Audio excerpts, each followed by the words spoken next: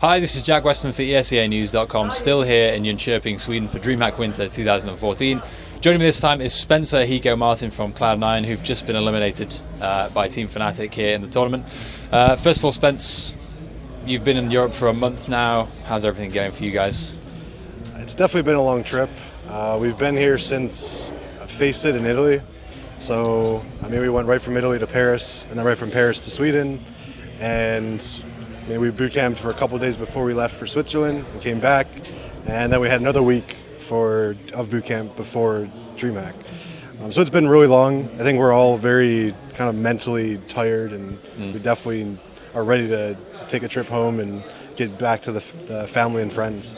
Do you at least feel as though, so you've got the homesickness and all that kind of stuff, but do you at least feel as though you've sunk into European Counter-Strike? You were here for a full month.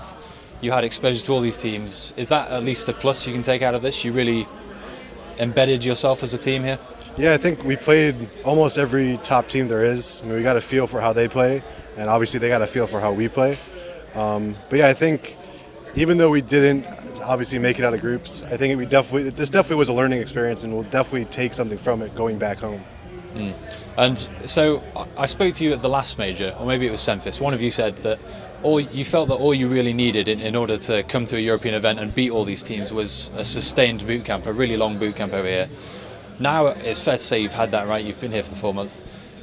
And yes, you've embedded, but also potentially burned yourselves out. Do you feel, you mentioned mental exhaustion. Do you think a month here was just too much to do at one go? Maybe. I think there was a lot of downtime, a lot of days where we just didn't really get anything done. There was a lot of confusion with some of our flights, and I think maybe towards the end we did get a little burned out. I can't blame that for why we lost, Yep. But I think maybe we did stay for too long. Right. But again, it's our own fault. We can't blame anything else other than ourselves, and next time we'll have to just kind of use that and go with it for next time. I saw an interview that Jordan did prior to this event saying you guys have considered, making longer term trips over to Europe, right?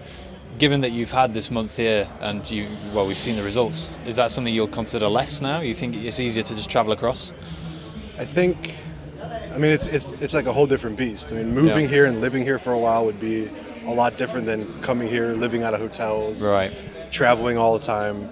I think definitely moving here would help us, but I don't know how soon we would even consider it at this point. I know, obviously, after all these tournaments, and we still have ESEA this coming weekend or next weekend. Yeah. So we definitely need a little bit of time off. Definitely after ESEA, we'll take a little break and kind of come back next year and see exactly how everyone feels and what everyone wants to do. Okay, well, painful as it may be, let's talk about the 3 matches you played today. So you started off against HellRaisers, who I imagine you probably saw yourself. If you were to advance from this group, you probably saw yourselves beating HellRaisers, right? Yeah. What went wrong for you guys in that opening game? Inferno was one of the maps we tried to play a lot since in Paris and in Italy. At Paris and in Italy, we played really bad at Inferno.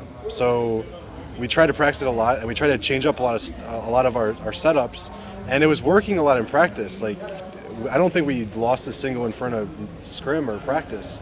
But HellRaisers had these really fast strats and had these they throw 3 or 4 Molotovs and smokes everywhere. And it's just something we didn't see. And it caught us off guard a couple rounds, and then obviously our money's broke and we don't have nades for the rest of the half. And it was just a downward spiral from there. Right, and then of course the second map after that was Bravado, considerably easier, right? It was 16-1 or so, 1 or 2. So I don't really feel the need to talk about that unless, it didn't help your momentum at all? It definitely was okay, let's focus up. Everyone, it definitely was a warm-up. Yeah. We definitely weren't warmed up going into HellRaisers, and I think it definitely gave us more confidence than we had right after the HellRaisers game. Yeah. So, yeah. Okay, well, and then of course we went to the third map, which was Fnatic. Is it fair to say that you have a little bit of bad blood with Fnatic? They were mentioning on the stream that you'd had conversations behind the scenes and things weren't exactly rosy.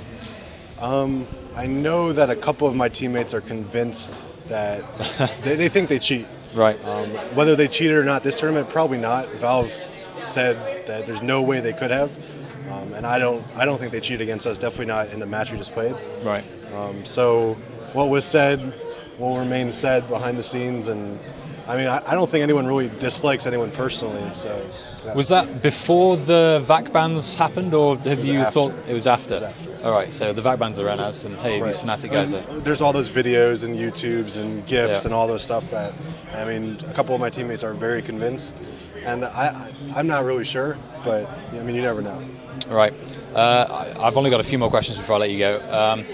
Obviously, you were consistently, performing quite well over here in Europe, and then the last few events, Milan, Paris, and now here, you've kind of missed out in the groups each time. There's undoubtedly people back in the States who are going to be talking about, changes needed in the team. What kind of change? I mean, would you agree with that? Do you think you need to change something? Players, strats? What are you looking at to improve from here? I don't think so. I think this is just kind of a long leg of just kind of just bad luck and bad playing from us. Yeah. Definitely, it just sucks that we've made it out of groups at every tournament. And the last 3 in a row. Yeah. We just kind of. I mean, ESWC we didn't really fail, but here we failed, and in Italy we failed. Yeah. So I don't think we really need a change of roster or anything. I think definitely we just need a break. I think we just been playing so much, and that break after ESEA will help us a lot. I think everyone will come back, fresh, clear head, and we'll start playing a lot better. Is the ESEA at this point almost? Are you going back to the States and your atmosphere, your attitude is almost like, oh my God, we've got one more to do?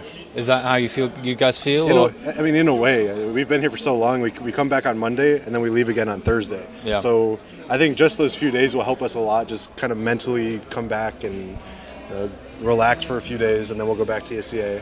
And then after that, I mean, we definitely are done for probably a few weeks. Yeah. Vacation and whatever else. So, yeah, it is kind of like that to an extent.